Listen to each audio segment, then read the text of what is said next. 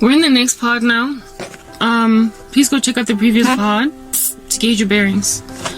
I'm still gonna get to a point here. I'm still ranting. My heart's broken, and I'm sick and tired of crying over my life and everything that has just fallen apart, and the difficulty to come out of this darkness that I've been forced to live in, this lonely life that I have been made to just kind of accept is my existence.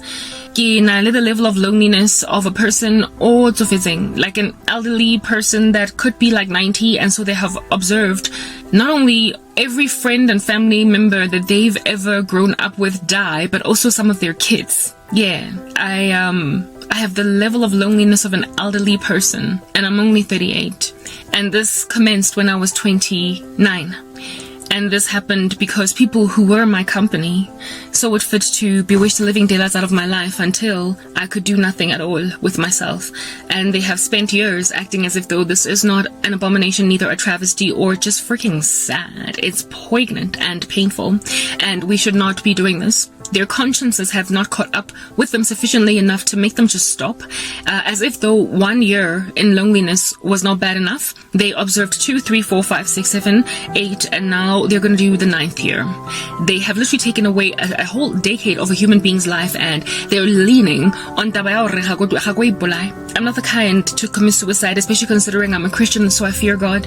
So therefore, they will never ever get the blood on their hands of my death, of making me so lonely and so despaired and living in so much obscurity that I would finally just, take myself out. A woman who was bright-eyed and bushy-tailed at the prime of her life, and you were like, no, you're not gonna live. Well, there is a judgment, and quite a severe one at that, impending, which is, and it is similar to that which hit the people of God in the wilderness that were rebellious with that whole manna discussion versus quail. They were angry, they were grumbling, they were mumbling, and the Lord was upset. And so he sent a plague on them, and it killed a whole bunch of the Hebrews until Aaron intervened on their behalf and put down his staff. And at the place where Aaron placed his staff was where the plague stopped spreading. But by the time that the plague stopped spreading and dropping the Hebrews dead, over 140,000, I stand corrected, had already passed on. Yes, I am a doomsday, if you want to call it that, prophet at this point. For the Lord has displayed in my nightmares, or I guess he might call them dreams, prophetic utterings that death is coming. Lesu, domino dropping for Samuel, and it will be precisely because la hlangela kula and hale repente, and you keep on doing the things that you are doing on a loop, and the individuals that you have subjugated to this life of obscurity. Now for me, it's just a piercing loneliness, okay? Those victims are struggling to breathe. Because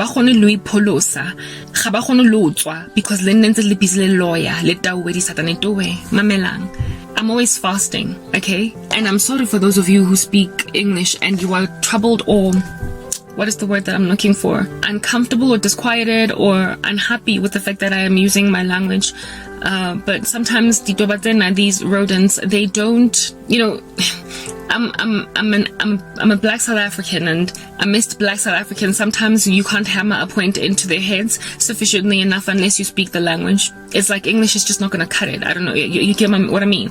Yeah, it's like breaking into your own native tongue, because the English dialect is not as reaching to make a point solidly understood. Yeah, so that's why I'm speaking Kasetswana, because most of, or whatever, because most, if not all, of these witches that have afflicted me are all black and understand these languages, so I'm trying to hammer it into their heads. It's not that I am being discriminatory against those who speak English only, it's that I am currently, quite exquisitely livid, and I can't get the point out strongly enough in English, but I will try to stick to English for the sake of everybody that is listening, especially in the portions where I'm speaking prophecy. So far, I've been ranting, just complaining about how witches act, but the Lord keeps on showing me what is about to happen, and it feels very devastating and sad. There is a climate of it already, because it has already commenced, but I have yet to observe it in any of my own immediate social circles, and unless it's already happened. I mean, the only way that I would find out that people have died is for me to go on that stupid Facebook account and actually scroll down my timeline to find somebody who has died, and I frankly don't care at this point. I just don't care to look at my old life and what's going on there. But the Lord has told me that lesulatla, guys, and this is not something that I would have wanted to happen. If anything, it's happening outside of even my understanding much of it. But this is what I have to go through every single month of every year. I am always fasting. I am currently, I have just finished a 6-week fast that I started, but I didn't finish it because I'm still going through it. I have extended my fast for an additional week, and I likely might even extend it for another week or take a break for a week or two and then go back to fasting. And the reason why I am always fasting is because only eating one meal a day basically throughout that entire time. The reason why I'm constantly fasting is because some demons only come up with fasting. I'm always praying, so that is something that is down. I got it down. I've got to sort of, it's never going to change. Prayer is just something that's never going to change. But fasting is volatile. It is variable. It depends on the season. I'm not always fasting. And the stuff that these people are into is so extreme, and they have been involved in it for so long, and the level of desperation that comes inside witches over the years, over time, is so exquisite that they visit more and more powerful witch doctors using more and more powerful spirits, using entities that are a lot harder to get rid of, to uproot, because they are so that much deeper, in it. They are no longer using amateurs that charge you 500 rand per spell. They start to become prepared to pay things like 10 grand, 5,000 rands for one spell, so that they can solidify permanize something that they have commenced, that they might not get busted, so they can get away with murder. They just increase in wickedness. Is what I that's what I can't highlight sufficiently enough. The more money they earn, the more money they're prepared to spend on this stuff, because they imagine it is their magic tool to get everything they've ever wanted in life and to handle everyone that they feel, however arbitrarily so, needs handling.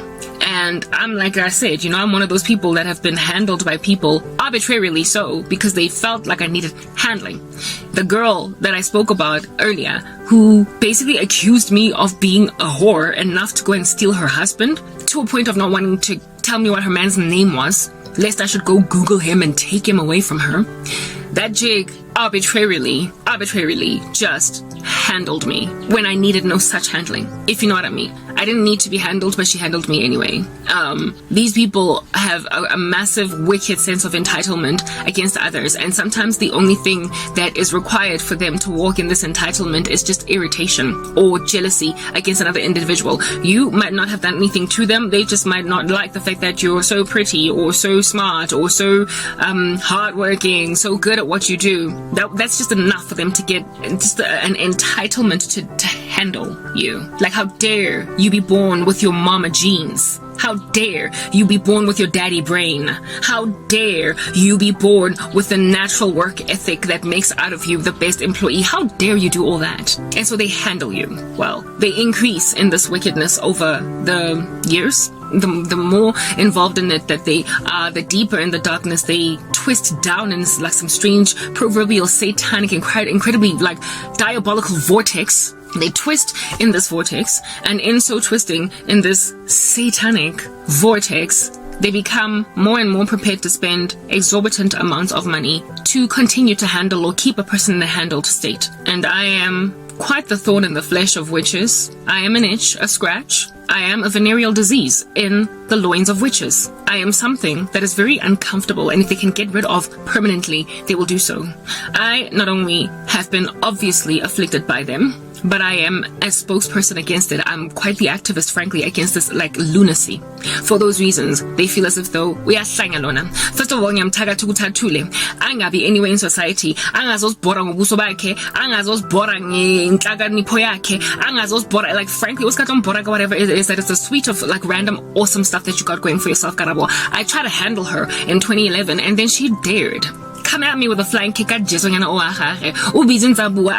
us. She is just this like protagonist against what it is that we are speaking and doing on the daily, and now she has become a self-raised apologist. She's got delusions of grandeur. They've got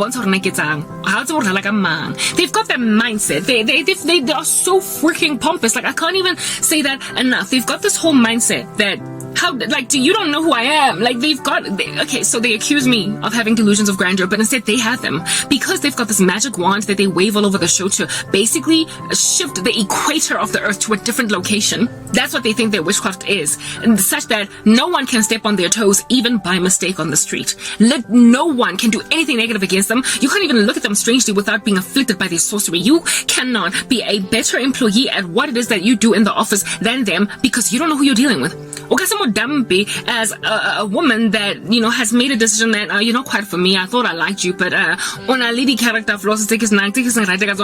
had this like ex-boyfriend that I thought was in Christ, and that dude literally threatened me after I dumped him, and he was like, you don't know who you're dealing with. The reason why he would write that to me on a work email so I could have reported him to HR was because he was into witchcraft. They've got this delusion of grandeur, this wand that they wave in the sky that they think it's a scepter, like a Zeus or something. They think they're little gods, and they can just wave this thing, and out of it will come a lightning strike that will literally bring to their knees every last person that dared come up against them in any capacity, in any manner or fashion. They get pompous, and in their pomp they become violent with witchcraft. I'm sorry, I do know who you are minuscule, you are tiny, infinitesimal in comparison to the holy God that I serve, and demons shudder at the Holy Spirit that dwells in me, and yet you, as a mere mortal who doesn't even have the strength, neither might or intelligence of demons, anticipate you can overwhelm me. This is who you are, a minuscule little individual belonging to the gates of Hades that will never prevail against the church. That is who you are, but they don't quite get that. They don't get that. They don't get that. They're just arrogant, and to them, I'm gonna handle umfazi lona angazongitshela how to ngitshakarabo unsetswa pe ka ledzonga bunga ka fella and all of the skid marks on it like all of my dirty laundry. Girl, you're not gonna hang them. You ain't gonna do none of that nature. You can forget aparungi exposer. I'm sorry, the law said do not partake in the fruitless deeds of darkness but rather expose them. So I'm doing what I'm supposed to do and have the authority as well under heaven to do. Being you, a serpent and a scorpion, I am crushing you underfoot. Nonetheless, you are arrogant enough to imagine that you can wave that silly little wand all up in my grill in the presence of a person who is seated in heavenly places with a man, Christ Jesus. You don't get to afflict a child of God and get away with it. Oh, gates of Hades, random, minuscule, infinitesimal, mere mortal that is not even a demon, so you don't even have all that power. You're not even eternal yet, and yet you're sitting around where you're sitting thinking that when I was here matla guys, I've been getting threatened by people who were once with me. Oh, bosom beste waiting bomba mutu okeling title yena so fast lahlane ang threaten orna udnale chaleto I'm like, since when were you the kind of person to spew out those kinds of vitriolic threats? When did your character go so deep in the abyss? When did you get so dark that you would threaten a person with so an epithet as that? Since when were you the kind of person to tell a person, whoa, I'm sorry? Who are you exactly? Busy flailing. Oh, like, oh, kapinyana. Yes, like it. And the Lord has shown me some of them are about to drop dead in all of that pomp. Next part.